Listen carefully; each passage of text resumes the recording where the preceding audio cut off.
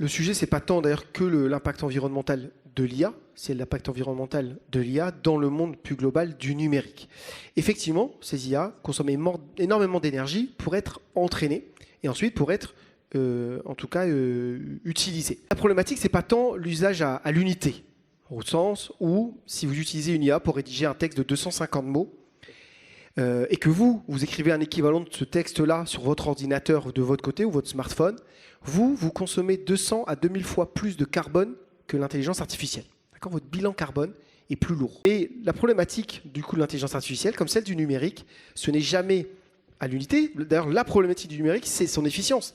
C'est que maintenant, comme c'est tellement accessible, du coup, si maintenant je fais 1000 fois, 2000, 3000 fois texte, d'accord, avec tous les mails qu'on va s'envoyer, là, il y a un effet qui s'appelle l'effet rebond. Et c'est ce qui est en train de se passer aujourd'hui.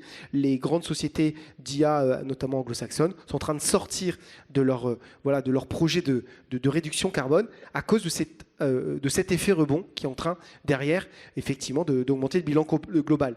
Donc la question, ça va être où est-ce qu'on utilise de l'IA. Mais c'est comme tout, c'est qu'à un moment donné, ce n'est pas juste l'interrogation de l'usage de l'IA, c'est notre usage du cloud, des mails, mais aussi des vidéos qu'on scrolle sur Instagram, des vidéos qu'on regarde sur Netflix. Enfin, tout ça, là, ça a un impact. Une partie sera consommée dans le numérique. Et dans ce numérique-là, qu'est-ce qu'on va faire et qu'est-ce qu'on va ne pas faire? Il faut décider ce qu'on décide d'utiliser et ce qu'on décide de ne pas utiliser. Il faut avoir une approche nuancée, mais aussi réaliste, frontale par rapport à ça.